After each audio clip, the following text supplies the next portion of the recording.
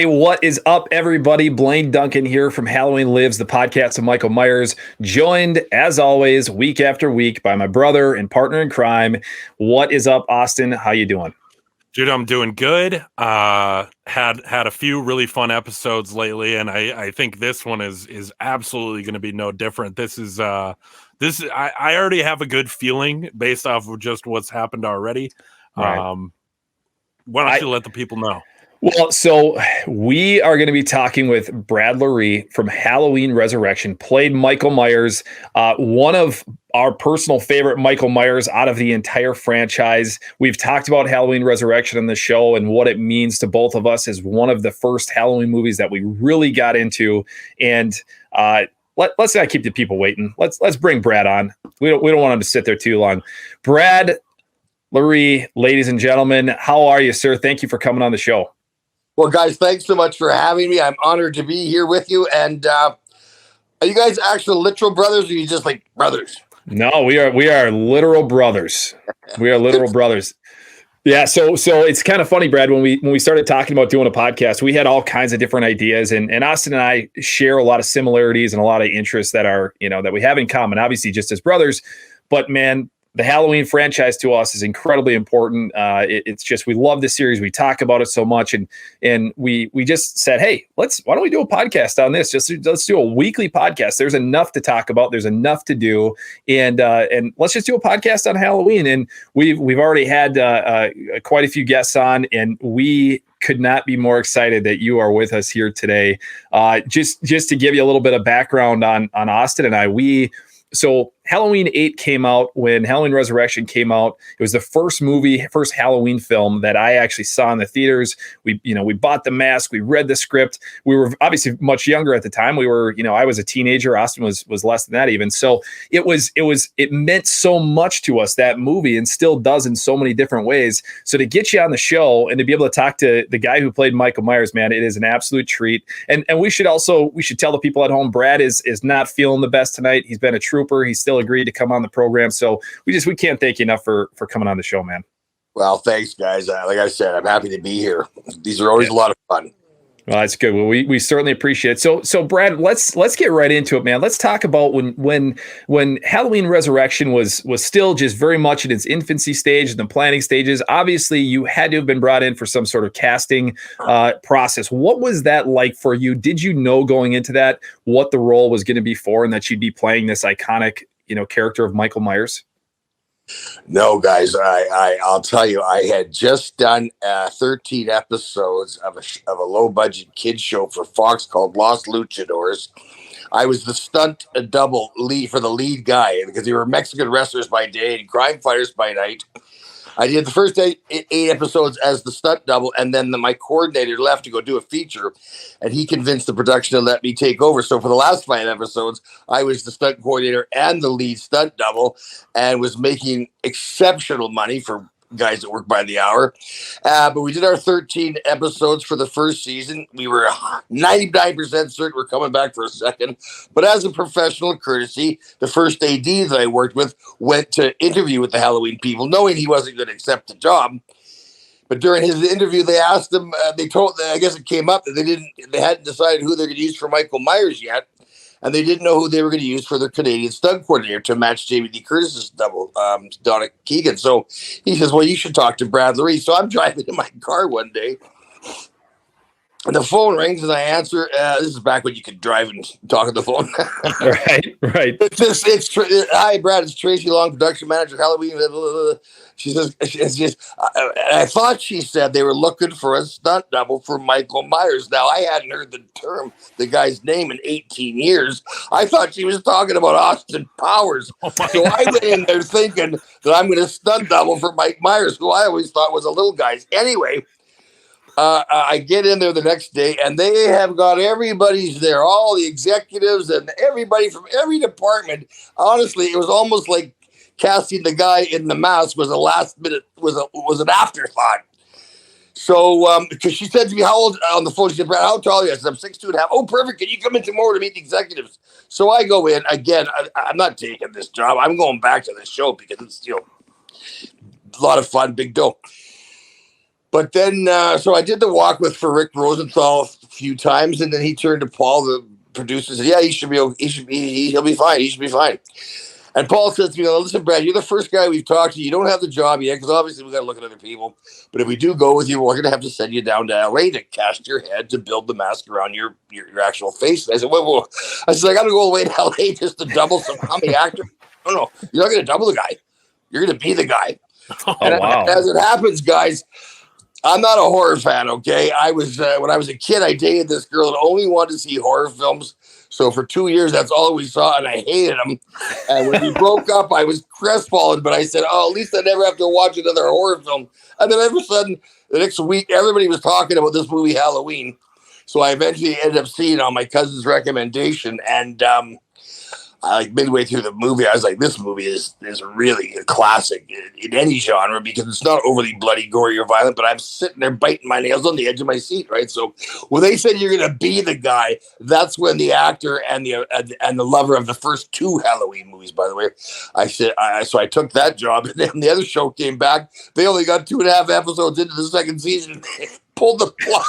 Oh, damn! So that was a good move. Tell you where to go. Yeah, that's awesome. Gut. Yeah, that's awesome.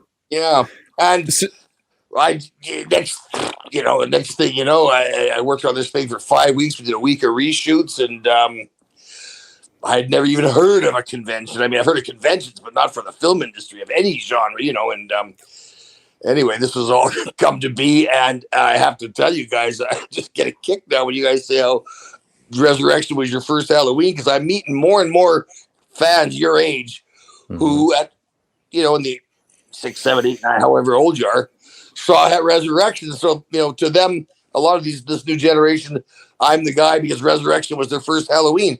Because I've always assumed that once you see the first Halloween, that's going to be because it was the first, it was this and that. But then I realized that was my first Halloween. So then maybe that's why I'm so partial to it, Right. Anyway. No, that's and that's kind of what Austin and I were actually talking about before you came in earlier. We were just chatting about the fact that you were Michael Myers, and we saw you obviously on the big screen for the first time as Michael Myers, and you did such a phenomenal job with your movements and how you walked and when you sit up and just so what did you do to prepare for that? I mean, was it just basing yourself off of what you saw Nick Castle do in the 1978 film, or what went into the preparation for the role? Pretty much. I tell you, I watched all of the Halloweens. I mean, I rented them all back when you could rent them on VHS. I fast forwarded through the story. I didn't have time to watch all the movies, so I wanted to just watch what each guy did. But of course, I came back because, to me, Nick Castle, I heard somewhere that one of the reasons John hired Nick, apart from the fact he was just willing to work for free, was because of the way he walked, and 5 different people wore the mask in the first one. But for the walking stuff, like when he's at the one house coming across the street to come after Jamie and the kids, that is the longest single walk in the movie that I can remember, especially of him.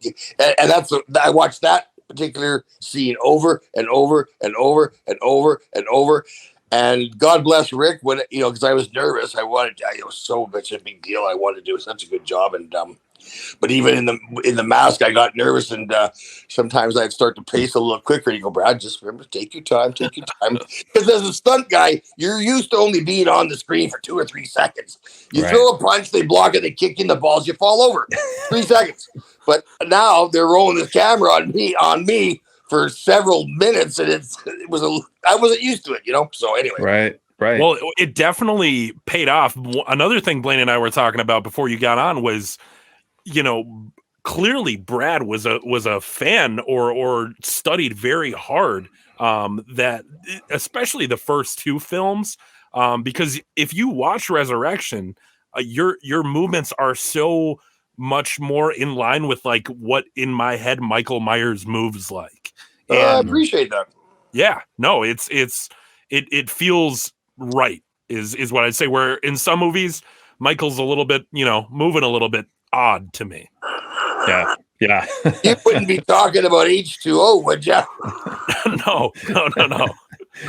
There's and that's kind of the thing is there's obviously people bring different they bring different aspects to the character, and you see that personality sort of come out. And I think one of the really interesting things, Brad, that I just heard about you recently, and I'd love to hear the story and how you came up with this idea, but you did something very particular with your eyes when for those close-up shots. Can you talk about that a little bit and just let the people at home watching know what it was that you did? Because I didn't, I realized it, or I saw it on the screen, but then once you said you were purposely doing that, it was like, holy shit, this makes sense. So can you tell everybody about what you did?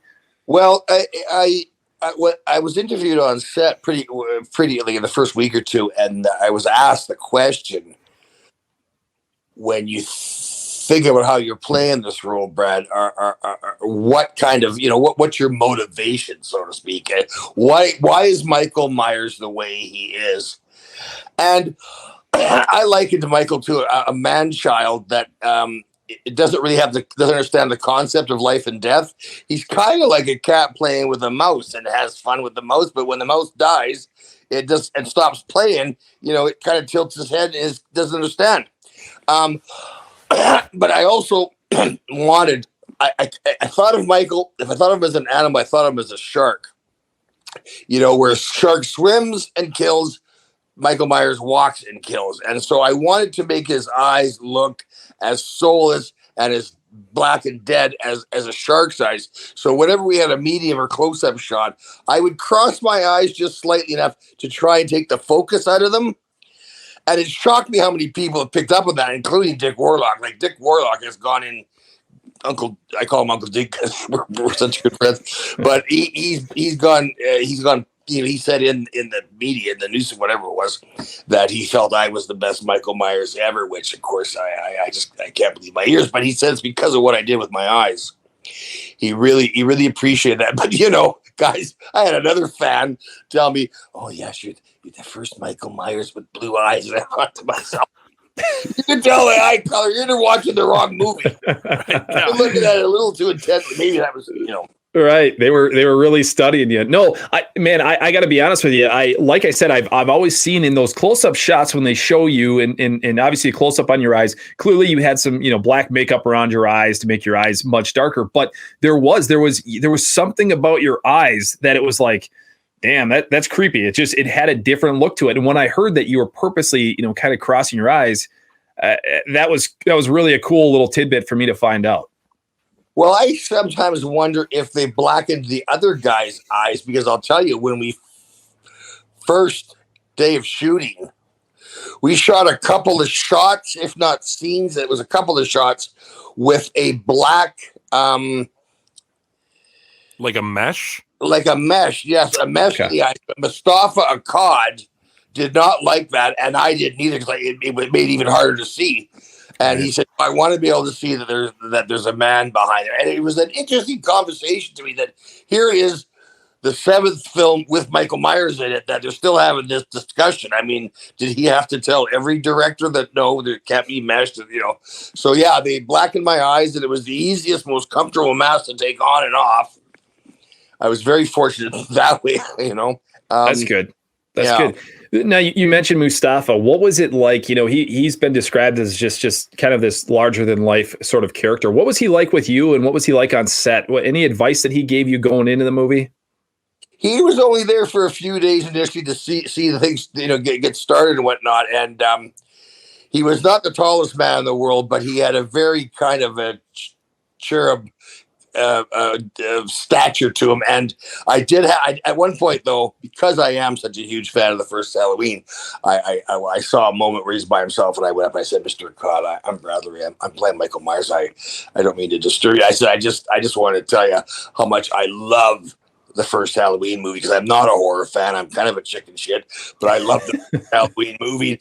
And he just looked up and he put his hand on my face. He said, it would have been just that much better if you had been in it. I thought, what a sweet thing to say.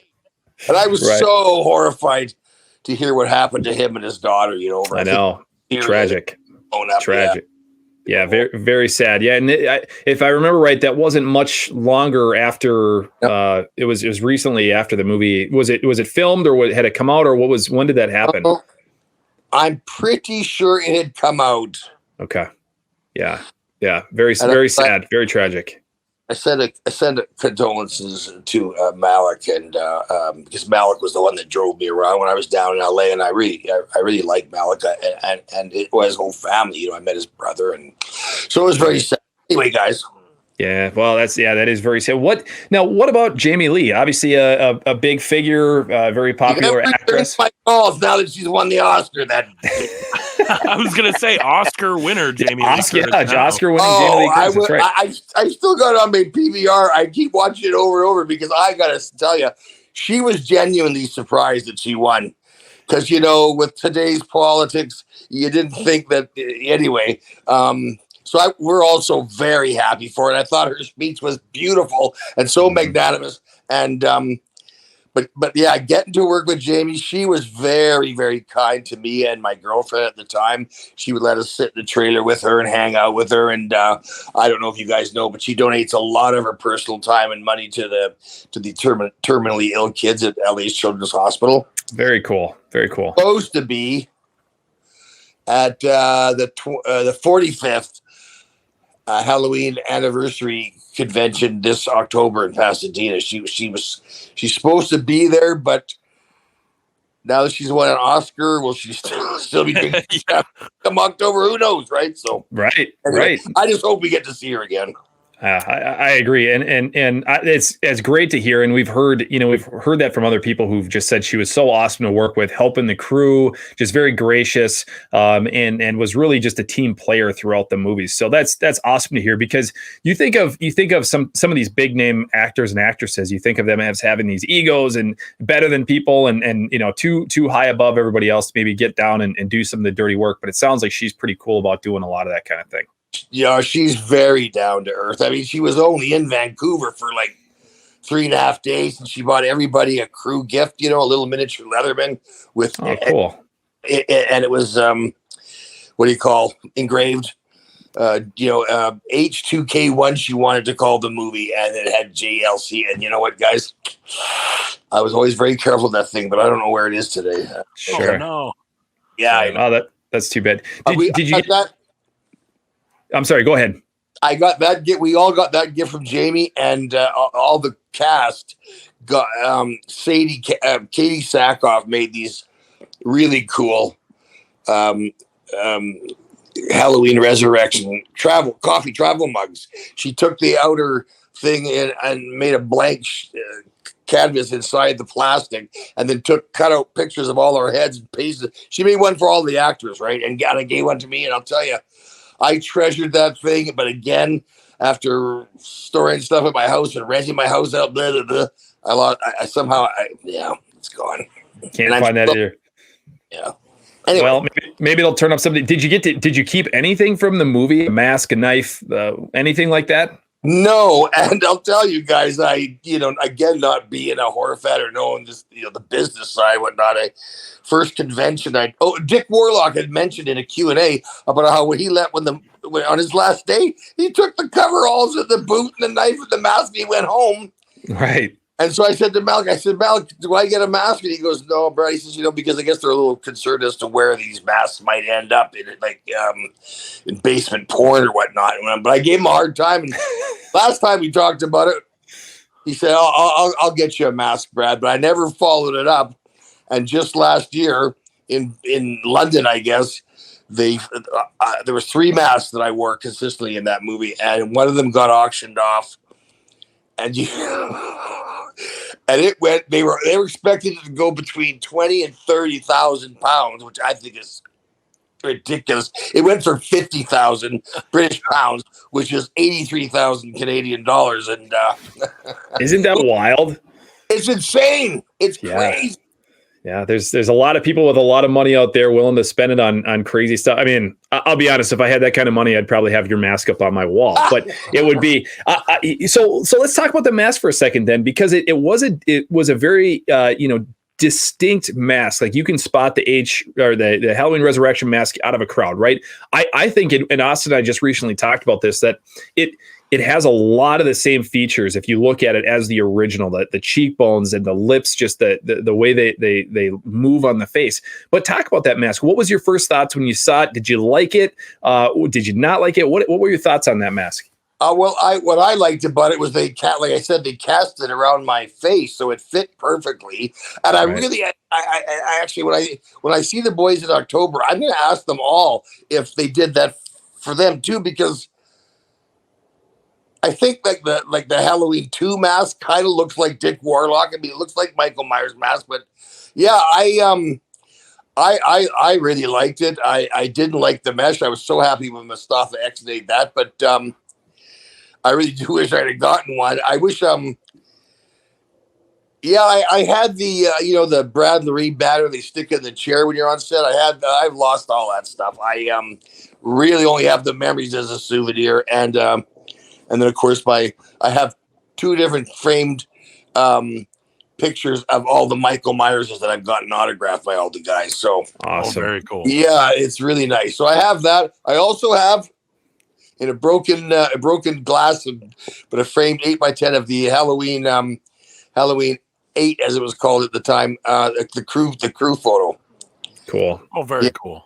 Yeah, that's nice. That's awesome. Yeah, those are, like you said, I mean, you obviously have the memories of making the film, and it's an iconic film. I think when I look at Halloween 8, Halloween Resurrection, I look at what it did, and that was they killed off Laurie Strode in that movie, and that was so monumental at that time. It was obviously pre, the Rob Zombie remakes. It was pre the David Gordon Green trilogy that we just saw. What was it like when you found out that you were going to be the Michael Myers to kill Laurie Strode? What was that like, and what kind of preparation did you and Jamie have? Did she give you any kind of words of advice or anything going into that scene? Did you practice the kiss? Buddy, you should ask. No, we didn't discuss a whole lot because, like I said, she was only there for 3.5 days. But the day that we were going to shoot this kissing scene, my girlfriend needed my truck to do some run around that day, so she came with me to work. And as I was unloading my stunt bags, Jamie runs up and says, "Are you ready to shoot our scene today? I think we should do it like this." And her stunt double, Donna Keegan, the American stunt coordinator, had told me Jamie will never shoot that scene the way it's written. So I didn't even think to say anything to my girlfriend. But Jamie runs up, grabs me, dips me, and plants one on me right in front of my girlfriend, who, as it turned out, wasn't entirely mentally stable. So I heard about that, I'll tell you. But I didn't really understand the significance of the fact, because I really hadn't followed this series, like I said. I'll tell you guys, I loved the first one. I went and saw the second one, which I thought was one of the best sequels I've ever seen in any genre. Then I'm sitting there with my popcorn and soda in the third one, waiting for the guy to show up. And that was the end of it. I stopped watching them after that. So I didn't really understand. I didn't think about it at the time that this is the end of it for because they had made some without Jamie. So I didn't really think of her as the franchise. I always thought of Michael as the franchise, right? And which I understand differently now. But yeah, we. I was kind of proud for a while there to be the first Canadian to play Michael Myers. I was proud to be the one that killed Laurie Strode, so I still have that. But then Tyler Mane came along, who's another great guy. But I was just. I remember when we first walked into the house. It was like we had gotten up out of our seats in the theater and walked through the screen into the house. And it was just so surreal because those set deck people are amazing. It was the house in the movie, and now we're inside of it. That is awesome. Yeah, that is so cool. And you bring up the fact that obviously the majority of the movie takes place at the Myers house.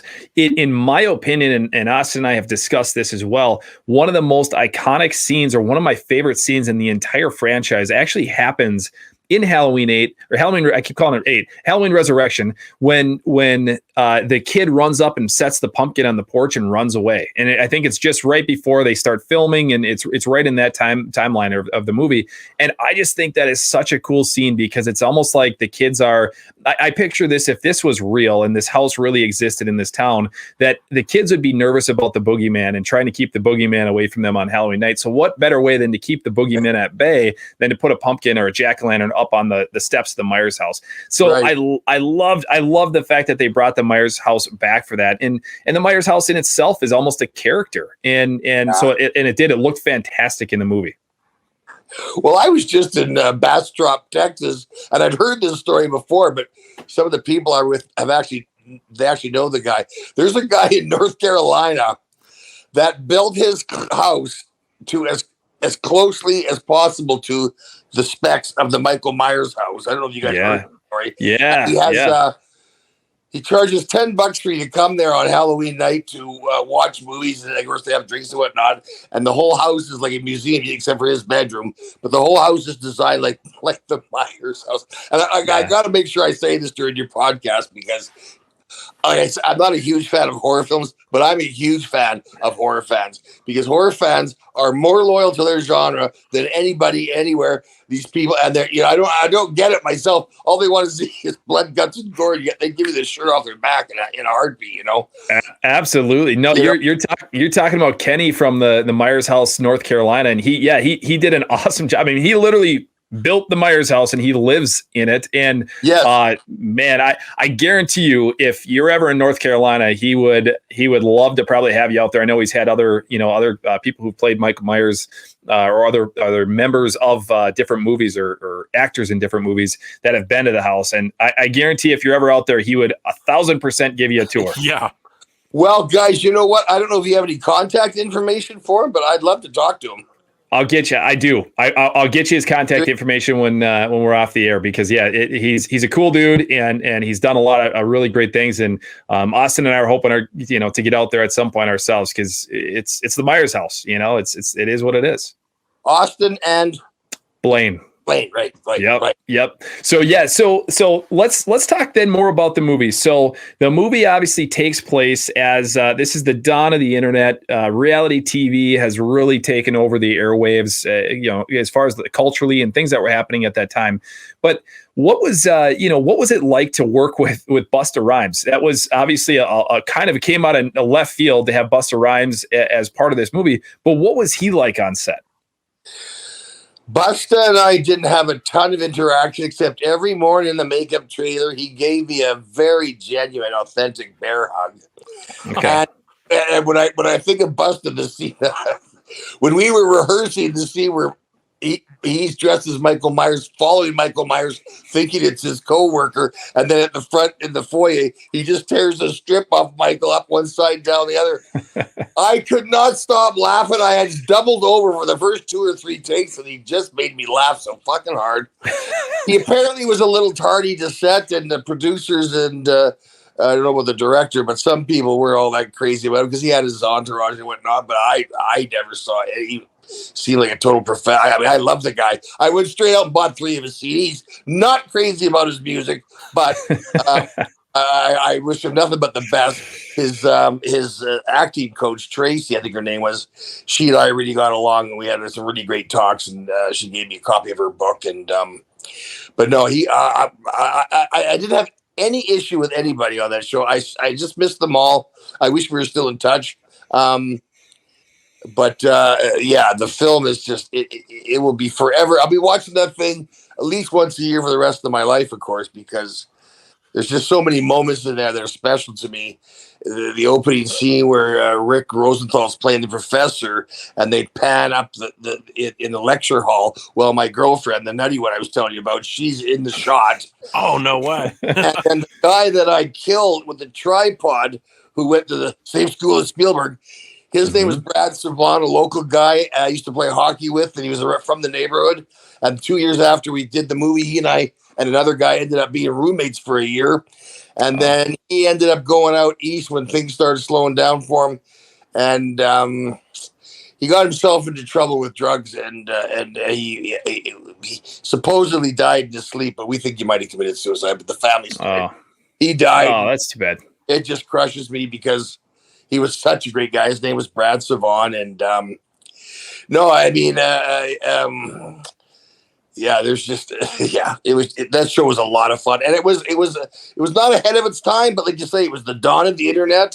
It was the first time we saw a whole lot of texting in a movie and cameras, mobile cameras. And the reference when Katie says you're going to get voted off the island because Survivor was so big at the time and blah, blah, blah. Right. Right, exactly. Well, and that's the thing is I personally I love the idea of Halloween Resurrection and that they took advantage of again that cultural shift that we had seen with reality TV and things like that, the dawn of the internet. I thought introducing that into a movie and doing it where it was switching between, just a standard film and then obviously that handy cam type footage where you're getting the view from the point of view shot from the characters who are all running around inside the house. I just thought that was such a cool idea. And, it's something that I'll always admire about that movie is they really did think outside the box. They brought something totally different to the film than any other movie ever did. Yeah, I love the shot where Busta kicks me through the window. And just for a nanosecond, because the camera's wrapped around his head, you see his view as he's going through the window upside down. Right. Oh, yeah. Yeah. Just a quick little shot there, yeah. Go ahead. I can't remember who. I can't remember. I just you asked me about what I brought from the thing. Why I didn't? Because I got 2 or 3 copies of scripts because it changes, for the first few takes. Why I didn't hang on to one of those copies and get everyone to sign it? I mean, not even just for the personal value to have that here in my home. I just kicked myself something terrible. Because anyway. Austin, Austin, did you have something you were going to say? Well, I was just going to kind of comment on, I think really Halloween H2O and Halloween Resurrection were really trying to modernize Michael Myers. And I really appreciate that as somebody, our podcast is called Halloween Lives. We want this thing to go on. And, Halloween H2O was very big inspiration from Scream and sort of the self-aware meta comedy that started to enter its way into horror. And then you've got Halloween Resurrection, which feels very based in Blair Witch and obviously some of the reality shows like we were talking about. I appreciate that about those films a lot. Yeah. No, I know what you're saying. Yeah, for sure. Yeah, no, it's a great point. What, Brad, what was your favorite kill out of the entire, out of the whole movie? Was there one that you were like, damn, that was fun? I have to say that cutting Katie Sackhoff's head off, just because I thought they did such a great job. Like it looked like a head rolling down the stairs, They all have their, I have memories and stories, backstories for every single one of them. Jamie kissing me before she falls to her death, and she did a 60-foot descender herself. Oh, really? That was wow. Yeah, I'll tell you, even for stunt people going that far, that fast backwards, it's unnerving. Unless you're a world-class gymnast, it's very unnerving. And she just did it like a trooper. And of course, killing her was. I can't say it was one of my favorite kills because I didn't like killing her at all. Right. I sort of see her go as Jamie, literally and figuratively. So yeah, totally get that. It does have some classic kills. I know Austin and I were talking before we got in the air. There's is it once or twice the scene where for sure where you come through the mirror, your head comes through the mirror and you grab on that was that's a fun kill that we haven't really seen in any other Halloween film. Well, and I wanted to talk about that too, because you burst through a couple glass fixtures head first a couple times. All in a day's work. Yeah. Well, Ian Thomas Nicholson. What's that kid's name? I hate people with 3 names. And the kid from the that I jumped through the mirror. We had so much fun shooting that scene. And at one point, I said something between takes under the mask. And I can't remember what it was, but he could not stop laughing. He blew a couple of takes because he's supposed to be able to kill, but he couldn't stop laughing. He get the smirk off his face. Oh, we had so much fun doing that show. But yeah, that was a neat scene. There were so many neat things in that in that film with the kills and whatnot. I liked how different they all were. Right. You see some movies where he knifes a bunch of people, he strangles a bunch of people, and then they're all they're too similar. But I thought that show that our movie had a real nice broad spectrum of different types of kills. Totally. Very, very creative. There were different deaths, obviously. I mean, even Tyra Banks, her death, it happens off screen, but just very creative in what they did with it. One of the things that I really love about this movie is the fact that my personal opinion is, outside of Halloween 78, I think it has the best closing to any of the Halloween films as far as the morgue scene. I love that scene where the suspense of the mask and the unzipping of the body bag, and then she opens it up and you just very quickly see Michael's face, and then immediately you see his eyes. That was such an awesome scene. Yeah. Were you part of the test audience? Because I'll tell you what, we shot 2 different endings in Vancouver, and the test audiences didn't like them at all. That scene you just described is the one scene in the movie that's not me. Really? That guy was just they did some pickup stuff in New York, and I guess they were testing the film. They didn't like our ending with the crime scene investigator pulls away the manhole cover and the big hand comes up with a big scream, and I wanted that ending because I had a little cameo as one of the investigators, and which is on the behind the scenes, by the way. But I just thought that ending was so cliche. Sure. I mean, but I understand how it works, though. I do understand how it works, because it's like, he's definitely dead this time. He's definitely dead this time. No. I just thought there was a jump factor. I remember the first time watching it in the theater, and when I saw that, it was like I was not expecting necessarily that. Maybe it was the noise that happened with it, almost like a shriek or a scream at the same time. But it would have been interesting to see the movie end in the way that you were talking about, where the manhole cover is there, and obviously the Myers house. Was it the house that was supposed to have burned down, or just the garage? Do you know? I believe it was just the garage. Okay. And the manhole was part of I don't know, but I just thought, this is new. This is different. Yeah. And when I saw it, when you see it on the behind the scenes, I thought it was scary enough, I mean, it shows us that Michael's in fact not dead, and he's still gonna, move and kill. But anyway, the morgue scene worked too, I guess. I mean, it did, but I just.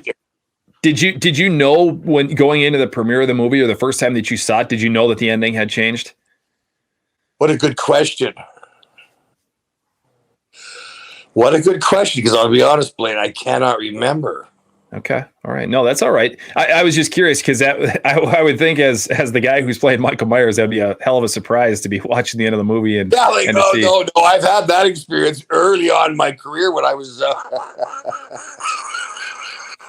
when I was still doing background work. I was working as a special skills extra as a cop on a movie called Certain Fury with Irene Guerra and Tatum O'Neal.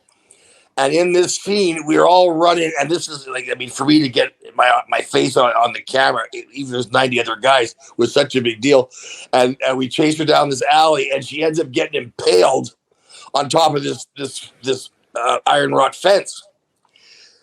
And I thought for sure I was going to have enough screen time, that I warranted asking this girl on a date to go to the movie with me. And you've never seen a scene so inexplicably chopped to pieces like this in your life. It's right. And she's on the fence. No cops, no nothing. It made no sense. I'm just like, and of course, I didn't get anything that night. Take me home. He thought I was bullshit. No, I'm kidding. But anyway, I mean, that was a similar experience. So anyway, right. Oh, that's awesome. That's a classic story. Well, does it? Oh, go ahead, Os. I wanted to ask. Halloween H2O was kind of set up to be the end of the franchise, but there was that fact that they knew that they were going to do the paramedic switcheroo that would end up being kind of the beginning of Halloween Resurrection. What was the vibe going into Resurrection? Like, did they know that this would be the the quote unquote end of this storyline, or was there hopes for a sequel to Resurrection? Well, that's a good question, and I just know that Jamie owed, and I don't know how they worked this stuff out, guys, but this is literally what Malik told me. He said she only owes 30 seconds of non-dialogue screen time. And she said, whatever you can shoot in a weekend, and she worked Thursday, Friday, Saturday, and half a Sunday. She said, whatever you shoot, I'll do. And she donated all her salary to the kids. And so they shot this. They wrote this treatment about to use her as in the teaser at the beginning of the film. But at that time, she was quite pleased to be done with the horror genre, I think, or at least that franchise, because she was still trying to get that respect that she never really got being a scream queen, right? Sure. And I think that's honestly why she didn't expect to win on the other night. But so I don't know what they were. I thought, because I remember when I said we're doing the Halloween movie, I thought, well, I can't remember if I'd seen H2O, but of course, when I watched it to view all the guys, and I love Chris Duran, but I thought he was horrible. But in his own words, he said, I did it my way. I never studied any other guys or what, but I do remember thinking to myself, how are they going to bring him back to life? And I thought that story they came up with was brilliant. Totally. Yeah, absolutely. Yeah, I just saw Gary Tunnicliffe in Chicago, I think it was, the makeup guy. I hadn't seen him in like 20-something years, and it was so nice to catch up with him. And, but yeah, guys, I just know I saw an interview with Mustafa Khan. They asked him, like how many of these movies you going to make? And he had this big Michael Myers doll. He says, well, somehow he came up with the number 22. He said, I think maybe we'll do, I'll be happy when we've done 22. Because he loves Michael Myers, and of course he's made a ton of money off the franchise. And yeah. So, and I'd be very interested. I hear he's in a wood chipper, and as far as James is concerned, because she's done with the franchise, that's the end of it. But I think fans will watch Michael Myers as long as they continue to put out half decent scripts. And as far as I'm concerned, Resurrection was the last good one, because I did not like the first Rob Zombie. I didn't watch the second one. 2018, they made me watch, and I fast forwarded through Kills, and I'm not going to watch Ends. So okay, so not a fan of the movies after Resurrection. I don't want guys to remember. I don't want to have so much indulgence that. You know how music videos changed the images in your head for songs that we grew up with? Absolutely, everybody has their own visions, and then they come up with these music videos. I don't want to. I'll never now be able to put the mystique back into Michael Myers that he held for those first 7 films, because he wasn't 7 feet tall, and we didn't know his whole backstory. And in fact, when they asked me on set why Michael was the way he was, the producer of Freddy versus Jason saw that interview, and he was so impressed with how much thought I'd put into it, into my motivation, that he called me in when he came to Vancouver. I was the first guy he talked to about being Jason. But when he called Ronnie into the room, the director, Ronnie said, Brad, sorry, you're just not tall enough. But anyway. That's cool. That's interesting to know. Yeah, no, that's well. So you are. Does it ever hit home with you that you are part of a very small, select group of human beings who are on this planet who got the opportunity to play Michael? I mean, is that impactful? Does that hit home with you that you have done something that very few people will ever get to do? It has, Blaine. It took some time. I just thought it was another job, But then this one guy, a friend of mine, Michael, this photographer, said, Brad, you play Michael Myers. You are Michael Myers for life, Brad. It's like you're posing for Playboy. You be 92, and people are gonna remember you posed for Playboy. When you're 92, there'll be people alive that know you played Michael Myers. Right. And you put it in that kind of perspective. I'm like. Like Kenny Kurzier said, Kenny's my good buddy that played Jason. He's one of the guys that got me in the business, actually. But he says, Brad, we're the modern Frankenstein and Dracula. Like, we're movie icons, and people will be watching our movies when we're long gone. And I just thought, that's interesting, Yeah, it is 100%. Yeah, I don't get the whole horror appeal, but boy, people do love their horror. They do. Absolutely. They do. That's one of the things we talk about on the show often is. Michael Myers has kind of reached Dracula status. And Sure. I think forever there's going to be Michael Myers movies in one way or another. Oh, I hope so. Yeah. I mean, they keep making money. Why would production stop making? People still want to see them. Why would they stop? You know, I mean, it's like, I don't know. Yeah. It's not this complicated script. Guy goes from here to there, kills somebody. That's right. Absolutely. That's right. Now, Brad, before we let you off here tonight, so obviously Halloween 45 Years of Terror, the convention's coming up in September. Are we going to see you there? Oh, God, yes. Awesome. Let's go. Try and keep me away. Yeah, no, I love those conventions. And my first one was in Pasadena. You know, I forget I guess it was around 2004 or 5. Anyway, no, I'm really looking forward to it. I just pray Jamie's going to be there. It sure would be nice. It would be nice if some of the actors from Resurrection would come by. I think eventually they will. You know, when their careers slow down as far as acting goes. Maybe for the 50th, that's going to be a big one. The 50th is going to be a huge convention. Right. Absolutely. You know, but I know Sean Clark, my agent, is very instrumental in the you know the running of those things, and he every year he gets a little busier and busier. He says, you know, I don't know if I can have time to do it. So I hope they don't die off, because they're always really fun to look forward to. They are, and I'm really hoping to see Gina Wilbur, George's daughter, is a good friend of mine. Of course, George just passed away. God bless him. And so I'm hoping to see her, and I hope to see Malik and blah blah blah. Anyway, and you guys are going to be there. We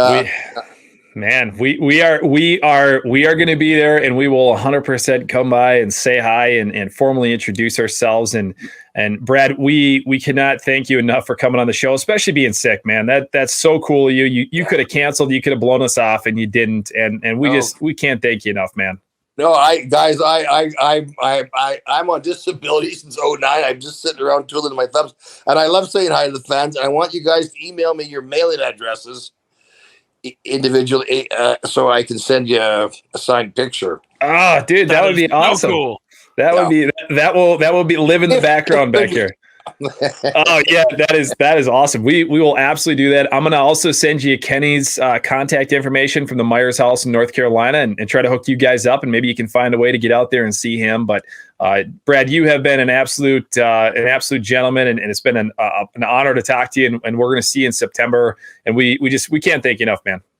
Guys, thank you so much. I'm really looking forward to meeting you in person, and thanks for the opportunity to be on your show today. God bless. You're the best. Thanks, Brad. Brad Loree, ladies and gentlemen, thank you so much. Have a good night.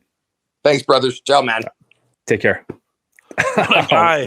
Dude, he's just so cool. He's like we could be sitting around having a beer with him, and he's just such an awesome dude. Absolutely. Like very down to earth, and kind of, you know, sees it very similar to the way we see that movie. And it's cool to just talk to somebody who was in it. And you know, I don't know. It's surreal. We talked to the shape. Right. Well, what I really like too is that the fact that he talked about that he was a fan of Halloween. I mean, he knew the importance of what he was about to do and the importance of the character that he was bringing to the screen.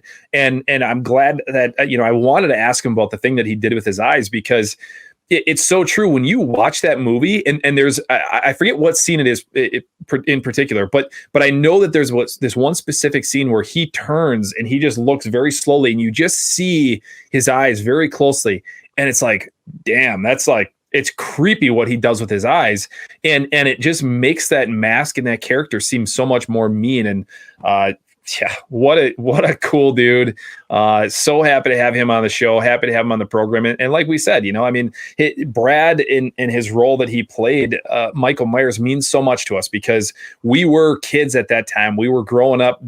Halloween was very new to us, but we saw it in the theater. We bought the mask. We read the script before the movie came out. I mean, we were living and breathing Halloween Resurrection for so long, and to sit here and, you know, to get the opportunity to talk to the man himself is so cool. So, oh man, yeah. I mean, the mask from Resurrection has kind of been it was kind of like our family's, Halloween mask that we had always laying around. If you didn't know what you were going to do for a, random Halloween party, it was like, well, throw on the resurrection mask and put on the coveralls. I mean, that thing has been worn. I think Dad's worn it. Dude. I and that's the thing. Like, I think about it. I dressed up as Michael Myers for Halloween and took you out trick-or-treating when I was too old to go trick-or-treating, but I would take you out and I was dressed up as Brad. I mean, I was Brad. I was Michael Myers from Halloween Resurrection. So to sit here and look at him on the screen, it's just, man, what a cool dude. And we're certainly looking forward to getting the opportunity to meet with him out in LA, Pasadena in September. What a freaking treat. And like I said, to do it while he's sick, I mean, he could have blown us off. He could have said, hey guys, I got to cancel this. And it would have put us off a little bit. We would have had to come up with something last minute, but for him to do that interview and be a trooper through it, so cool. So cool. Just nuts. And I said this when we had Chris Durand on too. I mean, a couple of months ago when this was still a thought, like, it's just crazy that we are doing what we are doing.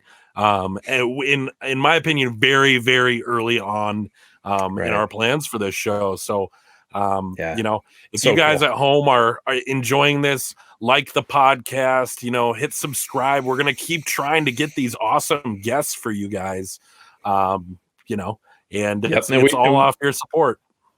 We have more guests lined up. They're going to be coming on, here in the next few weeks, and obviously we're going to just keep kicking these episodes out and rolling with it. And man, I got one of the coolest messages this past week where somebody just they sent him a message on Instagram, and it damn near made me emotional to read it, because he was just telling me how much he appreciates what we're doing and how he, on his drive home, he listens to us and it puts him in a better mood. And it's like, that's what we're doing this for. I mean, we're doing it for no other reason than to connect with like-minded horror fans, like-minded Halloween fans, and to feel like we're just a couple of dudes sitting at a bar who are bullshitting about Halloween, and you could sit here and talk to us about it. And so to see people react like that and to know that they're appreciating what we're doing, man, it just makes me feel so good to hear that kind of stuff. So please send us whatever you got. Whether you like us, don't like us, doesn't matter. Reach out and let us know, because we appreciate hearing from you guys. And as Austin said, like, subscribe, follow, do it all.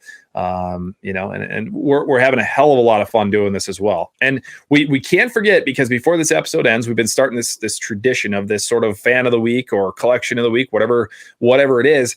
And Austin, why don't you roll into that, because I know you talked to this guy and we've got something pretty cool today.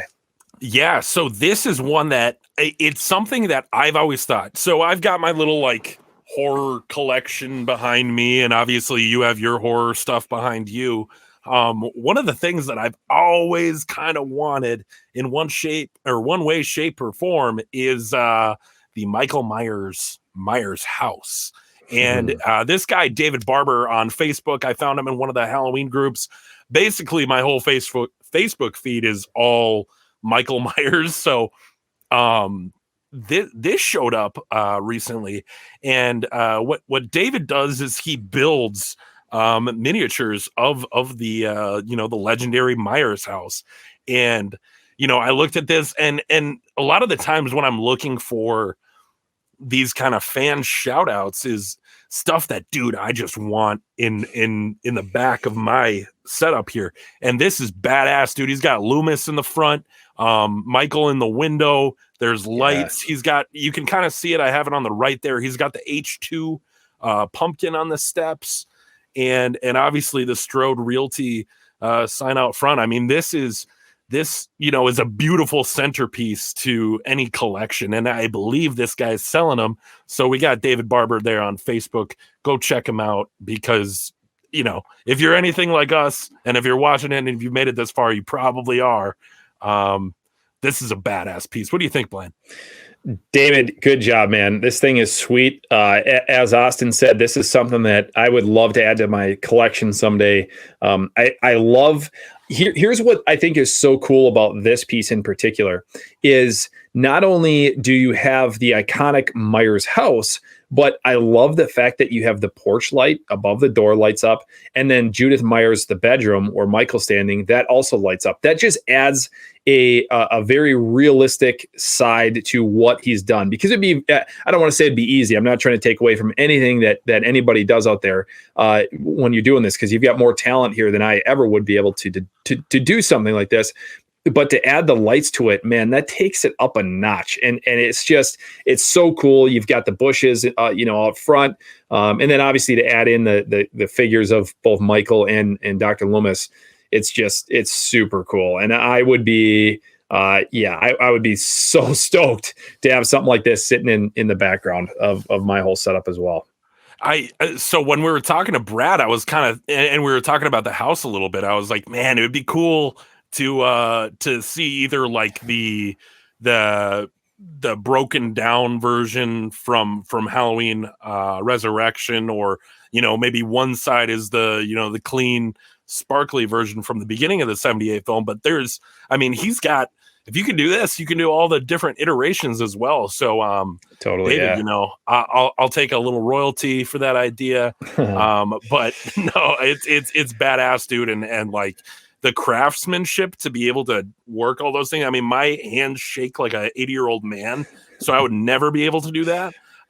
So I definitely respect the hell out of this. And that's the fan appreciation of the week. David, you knocked it out of the park. David, good job, dude. Everybody check out David Barber on Facebook. Check out what he's doing. Buy one of his dioramas. They're super cool. Yeah, man, this wraps up this episode. I'm on cloud 9 right now. Brad was such a cool dude. And we thank him, obviously, again, for coming on the show and doing it while he was feeling under the weather. It was a lot of fun, man. We've got some cool things coming up. We're working on new episodes. As a matter of fact, just this afternoon, you and I were texting about some ideas that we're going to do for future episodes. And we're going to keep it going, man. It's gotten to the point where when I'm like laying in bed, I'm like, damn, that would be a cool episode. And that would be a cool episode. I think like when I told my friends that I was starting this podcast with you, they were like, is there enough to, stretch this thing out? I'm like, absolutely, dude. There's you love it so as much much as we do, we could about it forever. We could unpack this. I mean, we shoot for 1 hour episodes, but I mean, realistically, if we sat down, we could talk about this for 8 hours straight and forget that we didn't take a lunch break. I mean, it's just, we could talk about this for so long, and there are so many different ideas out there. And, as the title of the podcast says, it's Halloween Lives, the podcast of Michael Myers. We want this, this to give fans something to look forward to and to know, that Michael Myers is he lives. Michael Myers is alive and well. He's living in our podcast on a weekly basis, and like I said, we're going to keep it going. And I don't think it's going to take a long time before we run out of ideas. So it's a lot of fun. Absolutely. Well, again, thank you guys so much for watching. I'm going to outro you, bitch. And thank you guys for watching episode -- of Halloween Lives, the podcast of Michael Myers. Thank you to Brad for joining the podcast today. And we'll see you next Monday for more Michael Myers content. Thanks, guys.